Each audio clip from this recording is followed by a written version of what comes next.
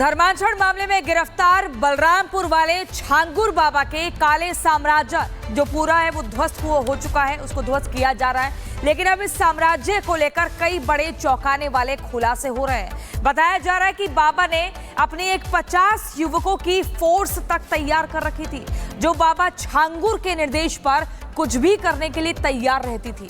आखिर कैसे, ये रिपोर्ट देखिए।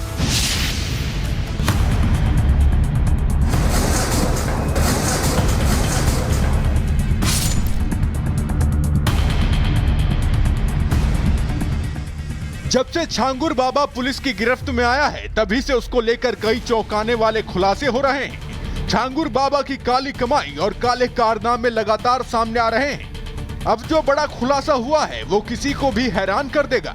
छांगुर बाबा उर्फ जलालुद्दीन के पास अपनी निजी फोर्स थी, जिसमें 50 युवक शामिल थे, जो छांगुर बाबा के एक इशारे पर कुछ भी कर गुजरने को तैयार रहते थे। छांगुर के पास 50 युवकों की स्पेशल फोर्स थी, जिन्हें स्पेशल ट्रेनिंग के बाद रखा गया था। ये सभी युवक धर्मांतरण की गतिविधियों में शामिल थे, जिनका काम लोगों को डराना, दबाव बनाना और हिंसा फैलाना होता था। ये सभी छांगुर की उतरौली में बनी कोठी में रहते थे, जहां इन्हें हर जरूरत की चीजें मुहैया कराई जाती थी। छांगुर इन युवकों को आध्यात्मिक सेवक बताता था और इसने इनका ऐसा ब्रेन वॉश कर रखा था कि छांगुर का आदेश ही इनके लिए आखिरी फरमान होता था, जिसके लिए ये युवक कुछ भी करने के लिए तैयार रहते थे। छांगुर ने इन युवकों को इस तरह तैयार किया था कि आदेश चाहे कानूनी हो या फिर गैर कानूनी, ये बिना सवाल जवाब किए ही आंखें मूंद कर उसका आदेश मान लेते थे। उतरौला में छांगुर बाबा के घर पर उत्तर प्रदेश एटीएस लेकर पहुंची। आज दूसरा दिन है रिमांड का। कल दिन भर लखनऊ में पूछताछ हुई नीतू से और छांगुर बाबा से, और आज आप देखिए कि उत्तर प्रदेश की जो एटीएस है वह यहां पर छांगुर बाबा को उसके ही घर पर लेकर आई है। ये एक बड़ा सा गेट है, जिस गेट को बंद कर दिया गया है। अंदर आप देख सकते हैं एटीएस के जवान यहां पर वेपन के साथ पहरा दे रहे हैं। जो एटीएस के कमांडोज हैं काले ड्रेस में, वह यहां पर हैं। और उत्तर प्रदेश की यानी कि उतरौला की जो लोकल पुलिस है, राघवेंद्र सिंह जो सीओ हैं, उनके नेतृत्व में यहां पर पूरी तरह से सहयोग कर रही है। छांगुर बाबा की ये फोर्स कहां है, इसका अभी तक पता नहीं चल पाया है। उसकी फोर्स में शामिल युवक कौन थे, कहां से उन्हें भर्ती किया गया था। एटीएस इस बात की भी पड़ताल कर रही है कि कहीं इस फोर्स का इस्तेमाल किसी अंतर्राष्ट्रीय एजेंडे के लिए तो नहीं किया जा रहा था। छांगुर के काले कारनामे उजागर हो चुके हैं, उसका साम्राज्य मलबे का ढेर बन चुका है। और जैसे जैसे एटीएस की जांच आगे बढ़ रही है, बाबा छांगुर के कारनामों की लिस्ट लंबी होती जा रही है और अब कई और खुलासे होने बाकी हैं। Bureau report, Republic Bharat. तो उत्तर प्रदेश में धर्मांतरण के खिलाफ मुख्यमंत्री योगी आदित्यनाथ भी लगातार एक्शन मोड में हैं। लखनऊ में आज सीएम योगी ने कहा कि बलरामपुर में धर्मांतरण के आरोपी पर सख्त कार्रवाई हो रही है। इतना ही नहीं, प्रशासन को भी सख्त निर्देश दे दिए गए हैं। तभी तो रोजाना न सिर्फ बुलडोजर कार्रवाई देखने को मिल रही है, बल्कि नए नए खुलासे भी इस पूरे केस में देखने को मिल रहे हैं। इसी से जुड़ी एक रिपोर्ट आपको दिखाते हैं।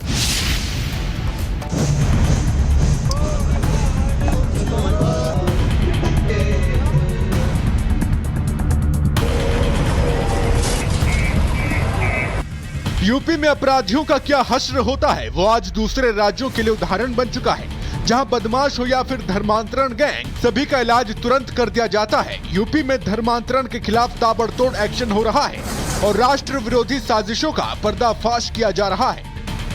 मैंने जब पिछली बार एक कार्यक्रम में नाका हिंडोला में इस बात का उल्लेख किया था कि पीलीभीत और अन्य कुछ स्थानों पर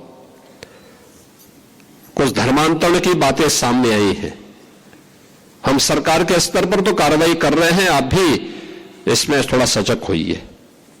और यहां की टीम गई और घर वापसी के बड़े कार्यक्रम को उन्होंने वहां पर आगे बढ़ाया। सीएम योगी ने धर्मांतरण की फैक्ट्री चलाने वाले छांगुर बाबा का भी जिक्र किया कि आखिर कैसे बाबा छांगुर को धर्मांतरण के लिए विदेश से फंडिंग हो रही थी और किस तरह से वो लोगों को लालच देकर उनका धर्मांतरण करा रहा था। आपने देखा होगा किस प्रकार की साजिशें हो रही है। अभी बलरामपुर में एक बड़ी कार्रवाई को हम लोगों ने आगे बढ़ाया है। आपने देखा होगा उसने रेट तय किए थे, यानी कैसे धर्मांतरण के कार्यक्रम को आगे बढ़ाना है।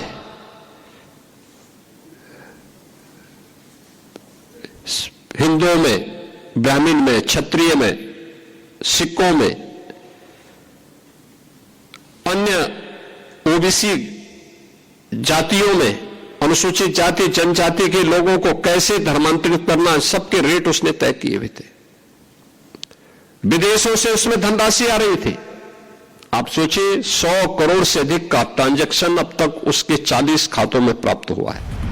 सीएम योगी आदित्यनाथ सिख गुरु तेग बहादुर जी महाराज के 350वें शहीदी वर्ष को समर्पित संदेश यात्रा में शामिल हुए। सुबह गुरुद्वारा नानक हिंडोला से निकली यात्रा मुख्यमंत्री आवास तक पहुंची और अब यह यात्रा मुख्यमंत्री आवास से गुरुद्वारा श्री शीशगंज साहिब चांदनी चौक तक जाएगी। इस दौरान सीएम योगी आदित्यनाथ ने गुरु तेग बहादुर के बलिदान को याद किया और औरंगजेब की क्रूरता के बारे में बताते हुए कहा कि कैसे औरंगजेब सनातन धर्म को मिटाने पर तुला हुआ था, लेकिन गुरु तेग बहादुर महाराज ने सनातन धर्म की रक्षा के लिए अपने प्राणों की आहुति तक दे दी। आप याद करिए कि गुरु तेग बहादुर जी महाराज ने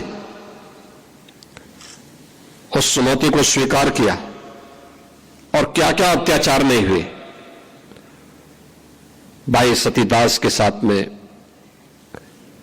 भाई मतीदास के साथ में, भाई दयाला जी के साथ में किस किस प्रकार का अत्याचार हुआ, किस क्रूरता की सारी सीमाओं को तोड़ करके उन्होंने भय से, प्रलोभन से गुरु तेग बहादुर जी महाराज को इस्लाम स्वीकार करने के लिए दबाव बनाया, लेकिन वे अपने पद से कतई विचलित नहीं हुए।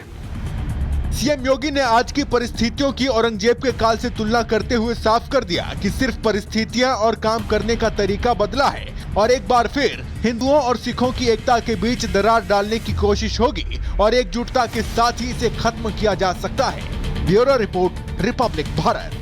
रिपोर्ट बना क्योंकि G+1 ground floor plus first floor तो 26,000 स्क्वायर फुट बन गया, लगभग बन के कंप्लीट हो गया। उसको हैंडओवर किया तो उसने कहा नहीं, मुझे अभी इसको तोड़ के अस्पताल बनाना है।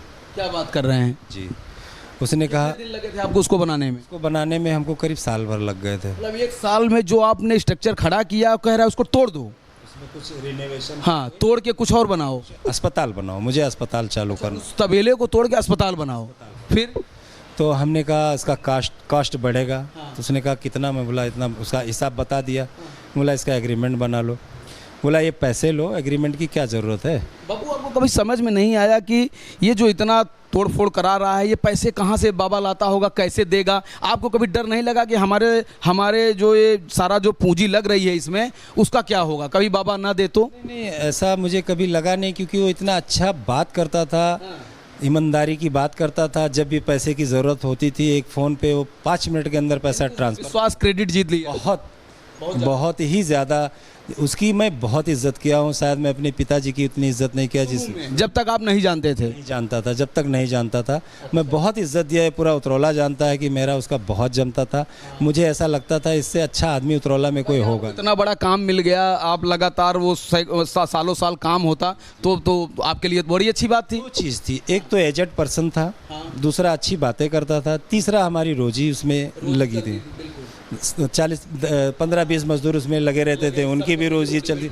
तो मैं इस चीज़ से बहुत खुश था कि 2 पैसे की रोजी लगी है गरीब। उतरौला में ही काम मिल। जी। लेकिन मुझे नहीं पता था, क्योंकि मैं 2019 से ही इसको पहचाना, वो काम के सिलसिले में पहचाना। उसके पीछे का स्टोरी मुझे कुछ भी नहीं पता था उसके बारे में, और ना ही मैं किसी से पूछा और ना ही मुझे किसी ने बताया। धर्मांतरण मामले में गिरफ्तार बलरामपुर वाले छांगुर बाबा के काले साम्राज्य जो पूरा है वो ध्वस्त हो चुका है, उसको ध्वस्त किया जा रहा है। लेकिन अब इस साम्राज्य को लेकर कई बड़े चौंकाने वाले खुलासे हो रहे हैं। बताया जा रहा है कि बाबा ने अपने एक 50 युवकों की फोर्स तक तैयार कर रखी थी, जो बाबा छांगुर के निर्देश पर कुछ भी करने के लिए तैयार रहती थी। आखिर कैसे, ये रिपोर्ट देखिए।